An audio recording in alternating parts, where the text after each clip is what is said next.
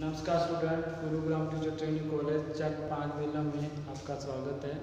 आज हम सामाजिक अध्ययन विषय में शिक्षण शास्त्र के रूप में अध्ययन कर रहे हैं, जिसके अंदर हम सहसंबंध प्रकरण के बारे में अध्ययन कर रहे थे लास्ट वीडियो के अंदर। तो सहसंबंध के बारे में हमने देखा था कि सहसंबंध का मतलब है जो एक विषय एक दूसरे से संबंधित होते हैं। तो सहसंबंध का अर्थ है हम एक विषय को बढ़ाते हुए जब हम दूसरे विषय का सहयोग लेते हैं, दूसरे विषय की जो प्रकरण है, उसकी जो विषय सामग्री है, उसकी सहायता लेते हैं, तो उसके अंदर हम कहते हैं कि हमने एक विषय के पढ़ाने में दूसरे विषय की सहायता ली है, तो ये एक विषय दूसरे से संबंधित है, सहसंबंध करता है।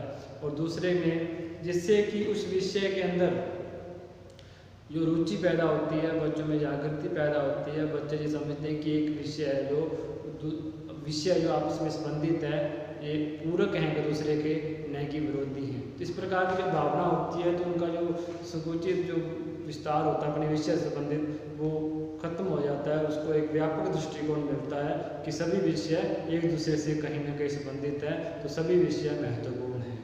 इस प्रकार की बात अपने यदि करते हैं तो सहसंबंध का अर्थ यही निकलता है जो हार्वर्ड ने कहा था कि शिक्षा के अंदर विषयों का सहसंबंध होना चाहिए। और इसी के अंदर उन्होंने कहा था कि जब हम एक विषय को दूसरे विषय से सहसंबंध करेंगे या संबंधित करेंगे तो विषय रुचिकर हो जाएगा, आकर्षक हो जाएगा, उसमें ज्ञान के अंदर भी वृद्धि होगी जब हम एक विषय से दूसरे विषय का ज्ञान प्राप्त करेंगे।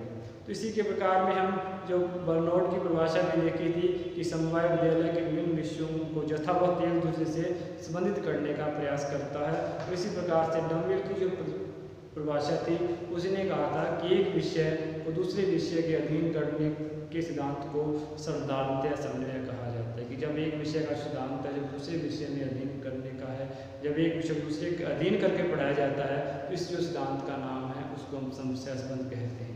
तो सहसंबंध के अंदर यदि अपने स्पष्ट रूप से सिद्धांत शब्दों में देखें तो एक विषय को पढ़ाते समय दूसरे विषय का सहयोग लेना है, दूसरे विषय के प्रकरण या टॉपिक को उसके अंदर उस कंटेंट को शामिल करना है, ताकि बच्चे उस चीज़ को स्पष्ट रूप से समझ सकें। तो हमने सहसंबंध के अंदर 2 प्रकार पढ़े थे, तीन प्रकार पढ़े थे, जिसके अंदर एक तो शीर्षात्मक था जो शीर्ष में था कि जिसको हम वर्टिकल कहते हैं। इसके अंदर हम कहते हैं कि एक विषय के अंदर जब विभिन्न प्रकरणों को आपस में सहसंबंध करके पढ़ाया जाता है तो उसको शीर्षात्मक सहसंबंध बोलते हैं। उसी प्रकार से जो क्षैतिज है, अनुप्रस्थीय है सहसंबंध है, उसके अंदर एक विषय का दूसरे विषय से सहसंबंध, विभिन्न विषयों को आपस में सहसंबंध करके पढ़ाया जाता है, तो उसको हम अनुप्रस्थीय सहसंबंध बोलते हैं। तो जैसे सहसंबंध क्या है, 2 प्रकार के हो सकते हैं। आकस्मिक है, आकस्मिक का मतलब है कि जब हम पढ़ाते वक्त जब कुछ उदाहरण वगैरह दूसरे संबंध स्वाभाविक स्थिति के तरफ दूसरे विषय को उदाहरण वगैरह दे देते हैं, स्वाभाविक रूप से दूसरे विषय की बात करते हैं, तो इस प्रकार से हम उन विषयों को संबंधित करते हुए चलते हैं। जिस प्रकार से कोई ऐतिहासिक पृष्ठभूमि पढ़ा रहे हैं तो उसमें उसके भौगोलिक कारणों को बता दिया, या भूगोल पढ़ा रहे हैं तो वहाँ के भौगोलिक पढ़ाते हुए हम किसी ऐतिहासिक घटना का उदाहरण दे देते हैं उससे संबंधित, तो वो सहसंबंध स्थापित हो जाता है। इसी प्रकार से जीवन से सहसंबंध का अर्थ है कि हम किसी विषय को पढ़ाते हुए जीवन के जो व्यवहारिक उदाहरण होते हैं, हम उनका जो अवलोकन, उनको हम विषय के रूप में उस विषय को आगे पढ़ाने में, प्रगति करने में उसकी सहायता करते हैं, उदाहरण देते हैं, तो वो जीवन से संबंधित सहसंबंध हो जाता है, जिसमें बाह्य जगत के प्रसंगों द्वारा उसको आगे प्रगति की जाती है, उस प्रकरण को बढ़ाया जाता है। तो इस प्रकार से सहसंबंध मुख्य रूप से 3 प्रकार का है, शीर्षात्मक, अनुप्रस्थीय और जीवन से संबंधित। इसके बाद हमने देखा था कि उद्देश्य है, सहसंबंध का किसी भी कार्य का उद्देश्य होता है। सहसंबंध का क्या उद्देश्य है, क्या इसके अपने लाभ हैं, तो हमने ये देख सकते हैं कि सहसंबंध से जो विषय की रुचि वो बढ़ जाती है, विषय व्यापक बन जाता है, जिसमें कि समय की बचत भी होती है, और विषय एक जगह पूरा होने से जो पाठ्यक्रम है उसको दोबारा उस प्रकरण को रिपीट करने की जरूरत नहीं पड़ती, जिससे कि समय की बचत भी होती है। और एक विषय को एक ही जगह में जब सहसंबंधित करके पढ़ा दिया जाता है तो उसका जो व्यापक दृष्टिकोण है वो बच्चे के समझ में आ जाता है, जिसके कारण कि उसमें पाठ्यक्रम जो शीर्षक है या टॉपिक है वो अच्छी तरह से समझ भी आ जाता है।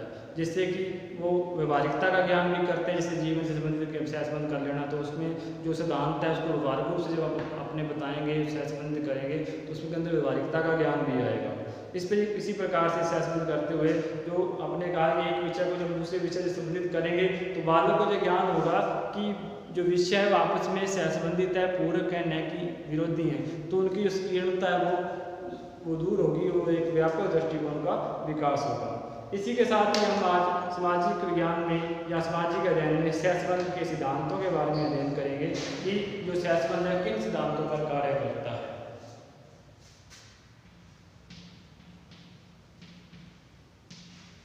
सामाजिक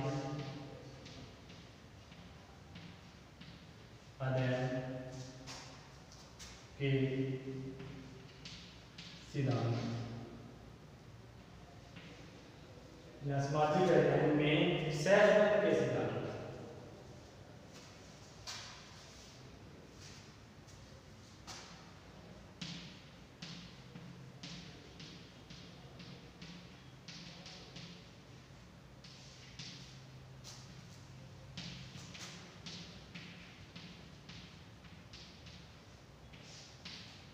सामाजिक अध्ययन में सहसंबंध के सिद्धांत। सामाजिक अध्ययन में किस प्रकार के सहसंबंध होते हैं, इसका ध्यान सिद्धांतों का अवलोकन करना है। तो इसमें अपने सिद्धांतों के आधार पर अपने देखते हैं कि जो सामाजिक अध्ययन का ज्ञान है मानव क्रियाओं पर टिका हुआ है, मानव क्रियाओं का अध्ययन सामाजिक अध्ययन है।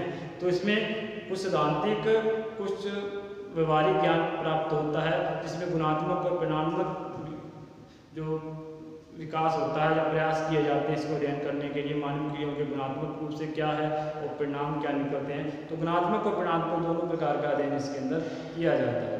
तो सामाजिक सहसंबंध के अंदर हम देखते हैं कि जो जब एक विषय का जब सामाजिक अध्ययन में सहसंबंध करते हैं तो किस प्रकार से करते हैं, तो इसमें किस प्रकार के सिद्धांत लागू होते हैं। तो हम देखते हैं कि सबसे पहला सिद्धांत है ज्ञान की विस्तृतता का सिद्धांत। तो पहला सिद्धांत है ज्ञान की विस्तृतता का सिद्धांत।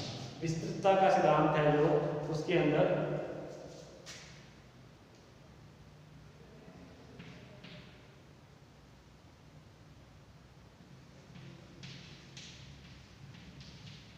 तो विस्तृत रूप से, क्योंकि ज्ञान इससे कि जब एक विषय को दूसरे विषय से अपने सहसंबंध करते हुए पढ़ाएंगे तो ज्ञान के अंदर विस्तार होगा, विस्तृतता आएगी उसके अंदर।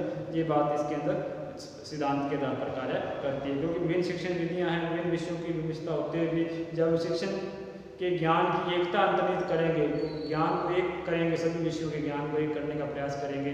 उसके अंदर यदि आप अपने इतिहास पढ़ा रहे हैं महाभारत प्रताप का, तो महाभारत प्रताप से संबंधित कविता है उसका वो अपने ज्ञान प्राप्त कर दिया, तो वो ज्ञान से संबंधित हो जाएगा।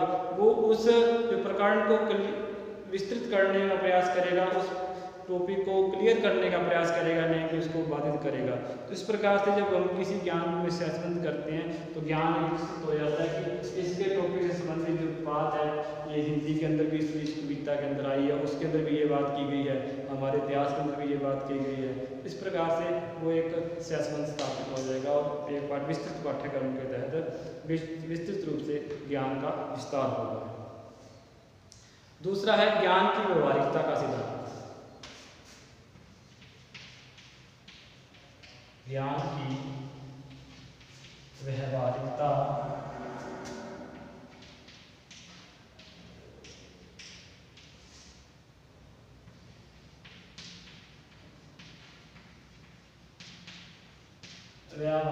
का सिद्धांत है। इसके अंदर अपने देखते हैं कि इसमें केवल सूचना तक ही सीमित नहीं है, क्योंकि सामाजिक अध्ययन का जो ज्ञान है वो व्यवहारिकता पर भी टिका हुआ, सिद्धांत पर भी टिका हुआ है। तो इसमें जब बालक व्यवहार परिवर्तन होता है, व्यवहार पर बल दिया जाता है और इसके अंदर अपने छात्रों को सीखने की प्रेरणा मिलती है और प्रत्येक विषय का शिक्षा का उद्देश्य विषय की तैयारी है, क्योंकि कोई भी विषय है उसके अंदर चाहे किसी प्रकार का इतिहास है, भूगोल है, कहीं ना कहीं उसको ज्ञान मिलेगा, कहीं ना कहीं उसको व्यवहारिकता का ज्ञान मिलेगा। उसी ज्ञान को विस्तृत करते हुए वो आगे बढ़ेगा। और इसी प्रकार से जो सामाजिक अध्ययन के अंदर विभिन्न विषयों का समावेश किया जाएगा, चाहे भूगोल का कर ले, चाहे आप साहित्य के रूप में कर लें, चाहे विज्ञान का कर लें। तो विज्ञान के अंदर जब विज्ञान का अध्ययन करेंगे तो वो भी अपने जीवन से संबंधित है। तो जीवन से संबंधित करते हुए हम ज्ञान का भी सहसंबंध करेंगे तो एक व्यवहारिकता का ज्ञान इसके अंदर आएगा कि किस प्रकार से आविष्कार हो रहा है, उसका प्रभाव आज वर्तमान सामाजिक विज्ञान में क्या पड़ रहा है, समाज में क्या पड़ रहा है।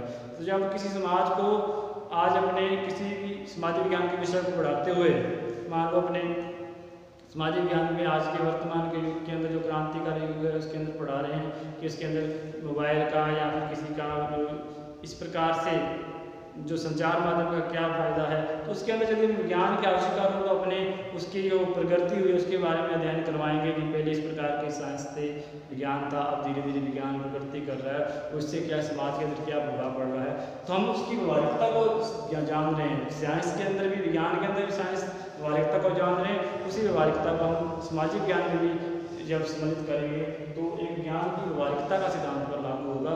बच्चे को व्यवहारिकता का ज्ञान होगा, उसके अंदर हम बालक के जो व्यवहारिक सिद्धांतों के बारे में जब ज्ञान करवाएंगे तो एक प्रकार से बालक का जो व्यवहारिक ज्ञान है वो बहुत मजबूत हो जाएगा। इस प्रकार से सहसंबंध का जो सिद्धांत है वो ज्ञान की व्यवहारिकता के सिद्धांत पर कार्य करता है। तीसरा है समय की बचत का सिद्धांत।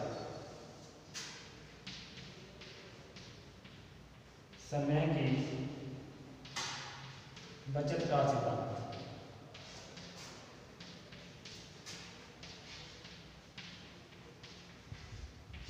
तो समय की बचत का सिद्धांत का मतलब है कि अपने जब एक विषय को दूसरे विषय से संबंधित करके पढ़ाएंगे, पाठ्य वस्तु को व्यापक रूप से प्रस्तुत करेंगे तो उसकी सूक्ष्मता और गहनता से पढ़ाया जा सकता है। उसको एक विषय से दूसरे विषय से संबंधित करेंगे तो उस टॉपिक पूरी तरह से क्लियर हो जाएगा और उसको दूसरी जगह पढ़ने की जरूरत नहीं पड़ेगी, उसको दूसरे विषय में पढ़ने की जरूरत नहीं पड़ेगी, जब उसको एक ही जगह पर व्यापक रूप से मिल जाएगा। उसका जो प्रकरण है उसका मापन एक ही जगह हो जाएगा। इस प्रकार से उसको उस प्रकरण के उत्पत्ति उत्थान के बारे में सब ज्ञान हो जाएगा, जिससे कि वो दूसरी जगह पर उसको खोजने में या पढ़ने में जो समय उसको चाहिए वो बच जाएगा। इस प्रकार से हम समय की बचत के सिद्धांत पर भी कार्य करता है। इस प्रकार से हम कह सकते हैं कि जब हम एक विस्तृत रूप से एक दूसरे से सहसंबंध करते हुए पढ़ाते हैं तो टॉपिक एक तरह से प्रकरण पूरी तरह से क्लियर हो जाएगा, वहाँ पर स्पष्ट हो जाएगा, जिससे कि उस बालक की जो समस्या है वहीं पर समाप्त हो जाएगी और वो क्या है एक अपने समय की बचत भी कर सकता है। नंबर 4 है विषय की रोचकता का सिद्धांत। विषय की रोचकता।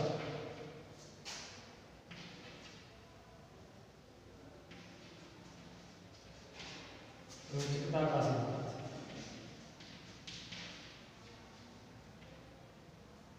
जैसा कि हमने पहले पढ़ा है कि एक विषय दूसरे विषय से संबंधित है, पूरक है, विरोधी नहीं है।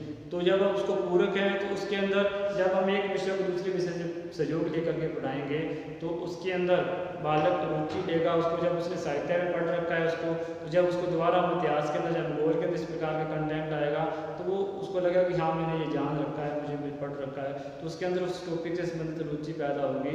उसको लगेगा कि ये विषय एक दूसरे से जो प्रकरण है दूसरे जुड़े हुए हैं, चाहे वो साहित्य के अंदर है चाहे वो भूगोल के अंदर है। तो ये कालक्रम है वो, चाहे राजनीति में है तो राजनीति के अंदर जो चीज़ पढ़ाई जाएगी वो ऐतिहासिक घटनाओं के आधार पर पढ़ाई जाएगी, तो हम उसको पता लगेगा कि ये ऐतिहासिक घटनाओं के अंदर इस प्रकार के परिणाम हुए थे, उसी कारण से इस प्रकार की राजनीति का विकास हुआ है। तो उसको एक रोचकता का विषय बनेगा, रुचिपूर्ण विषय बनेगा जब हम एक विषय को दूसरे विषय से सहसंबंध करते हुए पढ़ाएंगे। इस प्रकार से जब एक विषय दूसरे विषय को समझने में सहयोग पैदा करेगा तो बालक के अंदर अपने आप रुचि पैदा होगी, जागृति पैदा होगी। तो ये 4 सिद्धांतों के आधार पर ही अपने कह सकते हैं कि ये जो सहसंबंध का सिद्धांत है वो कार्य करता है। तो सहसंबंध के आधार पर हम देखते हैं कि इससे ज्ञान की जो विस्तृत होती है, ज्ञान बढ़ता है, ज्ञान व्यापक होता है और ज्ञान के अंदर व्यवहारिकता भी आती है। समय की बचत का सिद्धांत की जो प्रकरण है व्यापक रूप से उसकी जो समस्या वहीं पर एक जगह क्लियर हो जाएगी, तो उसको दूसरी जगह पर उसको खोजने का प्रयास नहीं करना पड़ेगा, जिससे कि समय की बचत भी होगी। और विषय के अंदर रोचकता आने का अर्थ है कि जब एक विषय जब दूसरे विषय को पढ़ाने में सहायक होता है, उसका जो प्रकरण है उसको पढ़ाने में सहायक होगा, तो उसके अंदर बच्चे के अंदर रुचि पैदा होगी और वो रोचकता आएगी और उसके अंदर वो प्रकरण को स्पष्ट समझने में बहुत ही अधिक सहायता करेगा। इस प्रकार से इन 4 बिंदुओं के आधार पर इन 4 सिद्धांतों के आधार पर सहसंबंध कार्य करता है। अब अपने इसके बारे में आगे अध्ययन करेंगे कि जो विद्यालय के विषय होते हैं अलग अलग, वो विषय क्या है, एक दूसरे से किस प्रकार से संबंधित है, किस प्रकार से सामाजिक ज्ञान का अध्ययन के अंदर भूगोल सहायता करता है, किस विज्ञान सामाजिक ज्ञान के अंदर क्या इसके अंदर इतिहास सहायता करता है, और किस प्रकार से साहित्य भी सहायता करता है। इस प्रकार की बात सहसंबंध के बारे में हम अध्ययन करेंगे। तो हमने इसके सिद्धांतों के बारे में अध्ययन किया। सामाजिक अध्ययन में जो सहसंबंध है उसके क्या सिद्धांत है, किन सिद्धांतों पर सहसंबंध कार्य करता है। अब हम स्कूल के विद्यालय के प्रत्येक विषय होता है, विषय होते हैं जैसे हिंदी है, इतिहास है, भूगोल है, या फिर अपने इसके अंदर अपने कह सकते हैं कि समाजशास्त्र है। इसके जो विषय होते हैं इनका अध्ययन के अंदर किस प्रकार विज्ञान है, तो विज्ञान के साथ भी सामाजिक अध्ययन का बहुत बड़ा सहसंबंध है, क्योंकि सामाजिक अध्ययन के जो प्राकृतिक घटनाएं हैं, जो वर्तमान घटनाएं हैं, कहीं न कहीं उसको विज्ञान ने प्रभावित किया है। इसी प्रकार से विज्ञान, इतिहास, भूगोल, नागरिक शास्त्र, साहित्य, ये सारे विषय हैं एक दूसरे से सहसंबंधित हैं, और सामाजिक अध्ययन में भी इसका सहसंबंध पाया जाता है। सामाजिक अध्ययन को किस प्रकार से प्रभावित करते हैं, या सामाजिक अध्ययन में किस प्रकार से जो सहसंबंधित कर सकते हैं अपने, किस प्रकार से इन विषयों का सहसंबंध पाया जाता है सामाजिक ज्ञान के अंदर या सामाजिक अध्ययन के अंदर, इसका अध्ययन हम करेंगे। तो सबसे पहले हम इसके देखते हैं कि सामाजिक अध्ययन का भूगोल से क्या संबंध है। जैसा कि हमने पहले ही देखा था कि सामाजिक अध्ययन के अंदर मुख्य रूप से 4 प्रकार के क्षेत्र हैं, वो आते हैं। 4 प्रकार के विषय वस्तु का अध्ययन किया जाता है मुख्य रूप से, जैसे इतिहास हो गया, भूगोल हो गया, नागरिक शास्त्र हो गया और अर्थशास्त्र हो गया। क्योंकि ये सारी घटनाएं आपस में सहसंबंधित है, इसको मिलकर के एक सामाजिक ज्ञान, पूर्ण सामाजिक अध्ययन का निर्माण होता है। क्योंकि सामाजिक अध्ययन में समाज के अंदर व्यक्ति निर्माण, व्यक्ति का निवास है, और व्यक्ति समाज में जब रहता है तो वो ऐतिहासिक घटनाओं से भी प्रभावित होता है, और उस वहाँ की भूगोलिक घटनाओं से भी प्रभावित होता है, और वहाँ के जो नागरिक है उसमें सहानुभूति, सहयोग, प्रेम, नागरिक शास्त्र के जो नागरिक के गुण होने चाहिए वो भी उसके अंदर प्रभावित करते हैं, किस प्रकार के गुण हैं उसके अंदर, और उन्हीं गुणों के आधार पर वो समाज के अंदर अच्छा या बुरी तरह से जीवन यापन कर पाता है। और जो मुख्य रूप से जो अर्थशास्त्र है, आर्थिक क्रियाएं तो हर नागरिक के लिए आवश्यक है, बिना आर्थिक क्रिया के वो जीवन निर्वाह नहीं कर पाता। तो आर्थिक क्रिया भी कहीं ना कहीं से सामाजिक अध्ययन को प्रभावित करती है, वहाँ के नागरिक को प्रभावित करती है। तो सबसे पहले हम देखते हैं कि भूगोलिक जो भूगोल है वो सामाजिक विज्ञान से सहसंबंधित है। तो कहते हैं कि अपने जो पृथ्वी विषय है वो पूरा रंगमंच है, और मानव उसके अंदर मानव उसका एक पात्र है, एक पृथ्वी का रंगमंच है, यानी पूरी पृथ्वी एक रंगमंच है और मानव उसके पात्र है, और एक नाटक के तरह से खेला जा रहा है कि रंगमंच पर मानव अपनी क्रियाएं करते हुए एक नाटक खेलता है और अपने जीवन यापन को पूरा करता है। तो पृथ्वी को एक रंगमंच मानते हुए, मानव को एक पात्र मानते हुए एक नाटक की संज्ञा दी गई है, यानी कि मानवीय विश्व को मानव की नाटक की संज्ञा दी गई है कि नाटक खेला जा रहा है जिसमें पृथ्वी के पूरे रंगमंच पर मानव अपनी अपनी क्रिया करते हुए जीवन यापन करता है और अपनी परिस्थितियों के अनुसार जीवन यापन करता है। क्योंकि सामाजिक अध्ययन का संबंध इतिहास से, इतिहास की जो भूगोलिक घटनाओं से संबंधित है, तो सामाजिक अध्ययन के अंदर अतीत का काल भी, अतीत से जुड़ी घटनाएं आती हैं। अतीत जो समाज को अतीत बहुत अधिक प्रभावित करता है, वहाँ की भूगोलिक स्थिति को बहुत अधिक प्रभावित करता है। जैसे कि आज अपने सामाजिक अध्ययन के अंदर उसकी सामाजिक और सांस्कृतिक, आर्थिक, राजनीतिक क्रियाओं का अध्ययन करवा रहे हैं, तो उनके अध्ययन करवाते हुए तो ये सारी क्रियाएँ ही सामाजिक विज्ञान के अंदर की जाती हैं। वहाँ की संस्कृति का, वहाँ की आर्थिक स्थिति का, वहाँ की राजनीतिक स्थिति का सामाजिक अध्ययन में बहुत अधिक प्रभाव है। इसी प्रभाव को देखते हुए कि वहाँ की जो विज्ञान है वो भी बहुत प्रभावित करती है उसको। तो हम देखते हैं कि जो भूगोलिक घटना है वो सामाजिक अध्ययन को, आज की वर्तमान समाज उसको बहुत अधिक प्रभावित किया है। क्योंकि अब वर्तमान में अपने देखते हैं कि किसी जो वर्तमान में जो अपने आक्रमण होते थे वो कहीं न कहीं भूगोलिक घटना के कारण ही होते थे। यहाँ पर कम आक्रमण असफल रहे हैं, आक्रमण सफल नहीं हुए हैं। वहाँ कुछ ऐसी घटनाएं थी जिसमें भूगोलिक कारण थे, जिस प्रकार दक्षिण क्षेत्र में दक्षिण क्षेत्र में अधिक आक्रमण नहीं हुए, क्योंकि वहाँ पर जो भौगोलिक स्थिति बहुत दुर्गम थी, वहाँ पहुँचना बहुत मुश्किल था। इसी प्रकार से यदि उत्तरी में देखें तो उत्तरी क्षेत्र के अंदर क्या है, आक्रमण आसान था, मैदानी भाग अधिक था उसके अंदर। उसमें जो भौगोलिक कारण थे वहाँ के, क्योंकि वहाँ की भौगोलिक स्थितियाँ ऐसी थी कि वो आक्रमण को प्रोत्साहित करती थी कि वह आक्रमण करके वहाँ की लूटपाट करें, क्योंकि वहाँ की संपत्ति है, वहाँ की भौगोलिक संपत्ति है, वहाँ का जो सामाजिक ढांचा है वो वहाँ पर आक्रमण करने के लिए उनको प्रोत्साहित करता था कि वहाँ पर उसको लूटपाट के लिए साधन मिल सकते हैं। और उसी के कारण ही वहाँ पर जो जनसंख्या निवास भी अधिक हुआ, क्योंकि जो भी आक्रमण करे आता था वो ज़्यादातर वहीं बस जाता था, और इसी कारण से वहाँ पर अधिक जनसंख्या का निवास भी हुआ। तो कहीं ना कहीं सामाजिकता ने, वहाँ की भौगोलिक स्थिति ने आज की वर्तमान सामाजिकता को प्रभावित किया। वहाँ पर यदि लूटपाट हुई, वो लूटपाट आज भी उसको प्रभावित कर रही है वहाँ के सामाजिक शास्त्र को। वहाँ का जो इतिहास है, वहाँ की भौगोलिक स्थिति के कारण जो इतिहास बना है वो आज भी प्रभावित कर रहा है। तो इसी कारण से हम एक सामाजिक अध्ययन करवाते हुए वहाँ की सामाजिकता का अध्ययन, वहाँ की संस्कृति का, वहाँ के नागरिकता का, वहाँ की राजनीति का अध्ययन करते हुए यदि हम उस ऐतिहासिक घटनाओं का उदाहरण लेते हैं तो उस प्रकार से हम कह सकते हैं कि हमने उस सामाजिक अध्ययन करते हुए ऐतिहासिक घटनाओं का अवलोकन किया। वो ऐतिहासिक घटनाएँ, वो भौगोलिक घटनाएँ जो घटी हैं, भौगोलिक कारण जो बना है उस समाज के निर्माण का उस समय, तो उसमें हमने कह सकते हैं कि वो चीज़ें उसके अंदर सहसंबंध करती है। इसी प्रकार से यदि उसकी भौगोलिक सामाजिक अध्ययन के अंदर हम उस चीज़ों को समाज में इंगित करते हुए यदि उसके अंदर मैप का उपयोग करें, मैप के अनुसार उसको अवलोकन करें, तो वहाँ की भौगोलिक स्थिति को मैप के अंदर इंगित करते हुए तो हम उस मैप के द्वारा उस भौगोलिक स्थिति को इंगित करते हुए इतिहास को बड़ी अच्छी तरह से पढ़ा सकते हैं। कि जैसे कि अपने कोई इतिहास के अंदर सांस्कृतिक घटनाएं हैं या सामाजिक घटनाएं हैं, तो ऐतिहासिक घटनाएं तो हम जब उसको भूगोलिक के अंदर मैप के अंदर इंगित करेंगे तो एक प्रकार से हम भूगोल का जो ज्ञान है वो हम सामाजिक अध्ययन के अंदर प्रयोग कर रहे हैं। इस प्रकार से हम अच्छी तरह से जब उस टॉपिक को, उस प्रकरण को हम सामाजिक अध्ययन के अंदर लाते हैं, वो ऐतिहासिक घटनाएँ जो हम लाते हैं, जिसके अंदर है मोहम्मद गौरी है, मुगल के आक्रमण है, इस प्रकार की जो घटनाएं क्यों हुई, क्या भौगोलिक कारण रहे, इस प्रकार से हम सामाजिक अध्ययन के अंदर उसका ज्ञान करवाते हैं। तो एक भूगोल का भी उसके अंदर सामाजिक अध्ययन के अंदर सहसंबंध स्थापित हो जाता है। भौगोलिक घटनाओं की जानकारी हम उस सामाजिक अध्ययन को, उस इतिहास को करवाते हुए दे सकते हैं।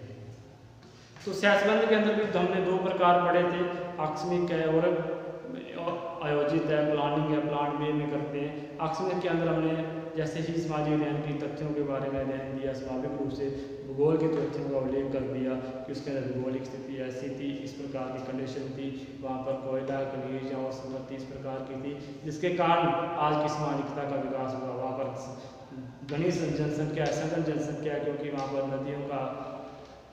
नदियाँ हैं, वहाँ पर मैदानी भाग है, जिसके कारण सघन जनसंख्या है। यदि कोई भौगोलिक स्थिति का विरल जनसंख्या, तो उसके अंदर क्या कारण है विरलता के, वो भौगोलिक स्थितियाँ इसको प्रभावित करती हैं। तो इस प्रकार से हम एक सामाजिक अध्ययन का ज्ञान करवाते हुए भूगोल का सहसंबंध कर सकते हैं। तो आकस्मिक का मतलब है कि हम ज्ञान करवाते हुए स्वाभाविक रूप से जब इन उदाहरणों को ले लेते हैं तो आकस्मिक है। यदि हम आयोजित रूप से पहले ही पाठशाला निर्माण करने से पहले ही ये स्पष्ट कर लेते हैं कि नहीं, हमें तो इस प्रकार से इन चीज़ों का भौगोलिक तथ्यों की सहायता लेनी है, जैसे मानचित्र की सहायता ले ली, उससे समय रेखा की सहायता ले ली, इस प्रकार से भौगोलिक तथ्यों की जानकारी लेते हुए पहले ही पाठशाला के अंदर उसको हम शामिल कर लेते हैं, वो एक प्लान वे के अंदर आयोजित सहसंबंध के अंदर आ जाता है। तो इस प्रकार से हम इसमें भौगोलिक विषय का सहसंबंध कर सकते हैं।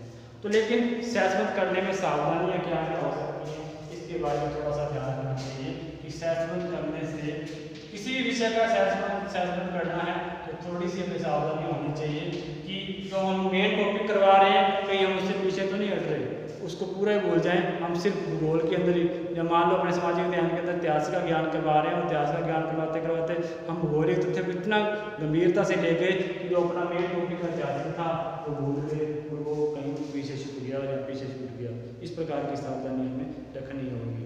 तो सबसे पहली सावधानी है भूगोल के प्रसंग। जैसे मान सामाजिक अध्ययन के अंदर भूगोल का प्रसंग ले रहे हैं, क्योंकि भूगोल के अध्ययन कर रहे हैं, तो भूगोल के प्रसंग एक नंबर जो सावधानी है वो अपनी रखनी है कि भूगोल का जो प्रसंग है, भूगोल का प्रसंग है वो बालकों की संदर्भ के स्तर के अनुकूल होना चाहिए, या छात्रों के भूगोल प्रश्न छात्रों के स्तर के अनुकूल होना चाहिए, स्तर के अनुकूल होना चाहिए, अनुकूल होना चाहिए।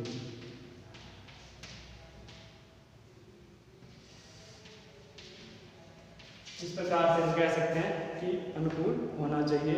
और नंबर 2 है कि इतिहास के शिक्षण में या सामाजिक ज्ञान के शिक्षण में भूगोल के तथ्यों को इतना अधिक बल न दिया जाए कि छात्र यह अनुभव कर ले कि इतिहास का घंटा चल रहा है, सामाजिक ज्ञान के घंटे के स्थान पर भूगोल का पीठ चल रहा है, तो भूगोल पढ़ाया जा रहा है, यानी कि सामाजिक ज्ञान के विषय में भूगोल पढ़ाया जा रहा है। ऐसे भी अनुभव न हो जाए कि हम ऐतिहासिक, देखो सामाजिक ज्ञान में कोई ना कोई पृष्ठभूमि होगी, सामाजिक ज्ञान के अंदर अलग अलग वस्तु, तो ऐतिहासिक मान लो सामाजिक ज्ञान के अंदर ऐतिहासिक पृष्ठभूमि को बढ़ा रहे हैं, तो ऐसा नहीं है कि ऐतिहासिक पृष्ठभूमि को बढ़ाते बढ़ाते हम इस प्रकार से भौगोलिक उदाहरण लेते रहते हैं, इतना भूगोल के अंदर खो जाए कि जो हमारा मेन जो टॉपिक था ऐतिहासिक घटनाओं का वो हम भूल जाएं। तो इस प्रकार से भी ध्यान रखना चाहिए।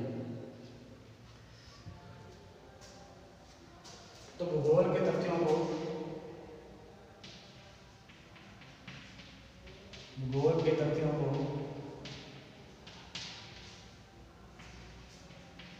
इतना अधिक बल न दिया जाए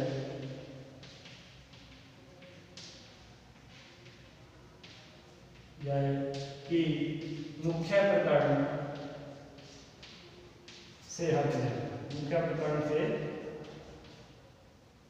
हट जाए या पीछे रह जाए वो। इस प्रकार से हमें भूगोल के तथ्यों पर इतना अधिक बल न दिया जाए कि मुख्य प्रकरण है, हमारा मुख्य टॉपिक है, उससे हम पीछे रह जाए। तो भूगोल के प्रकरणों को देते हुए तथ्यों और रुचि का, अपने रुचि का भी ध्यान रखना चाहिए, बालक के मानसिक स्तर का भी ध्यान रखना चाहिए। भूगोल के प्रसंग देते समय या प्रसंगों में छात्रों के स्तर, यहाँ पर अपने इसको कह सकते हैं कि रुचियों, छात्रों की रुचियों व मानसिक स्तर का भी ध्यान रखें, मानसिक स्तर का भी ध्यान रखें। ऐसा नहीं कि आपने इस प्रकार का उदाहरण दे दिया वहाँ भी कि उसके मानसिक स्तर के अनुकूल ही नहीं है। मान लो आपने 8वीं के अंदर बालक पढ़ रहा है, तो हमने उदाहरण इस प्रकार का ले लिया जो कि 9th 10th का या 11th के अंदर है। इस प्रकार के उदाहरण बच्चों को समझ में नहीं आएंगे। इस प्रकार के भूगोल के प्रसंगों में छात्रों के रुचि और मानसिक स्तर का भी ध्यान रखना चाहिए। इस प्रकार से हम कह सकते हैं ये सावधानी से बचते हुए हम एक विषय का दूसरे विषय से संबंध कर सकते हैं। सामाजिक ज्ञान को बढ़ाते हुए या सामाजिक ज्ञान के इतिहास टॉपिक को बढ़ाते हुए, चाहे किसी प्रकार का टॉपिक है, चाहे राजनीति का टॉपिक है, तो इतिहास सामाजिक ज्ञान के अंदर किसी न किसी प्रकार का टॉपिक पढ़ाया जाएगा, चाहे समाजशास्त्र है, चाहे इतिहास है। इस प्रकार की घटनाओं के अनुसार यदि हम बढ़ा रहे हैं उस मुख्य टॉपिक को, ऐसा नहीं भूगोल का उदाहरण देते हैं जो मुख्य प्रकरण है उसको पीछे हट जाए। तो इस प्रकार से हम देख सकते हैं इन सावधानियों को हम देखते हुए एक विषय से दूसरे विषय से सहसंबंध कर सकते हैं। तो आज हमने सामाजिक अध्ययन के अंदर इतिहास का जो भूगोल विषय का सहसंबंध पढ़ा, इसके आगे हम अन्य विषयों से सहसंबंध पढ़ेंगे। तब तक के लिए धन्यवाद।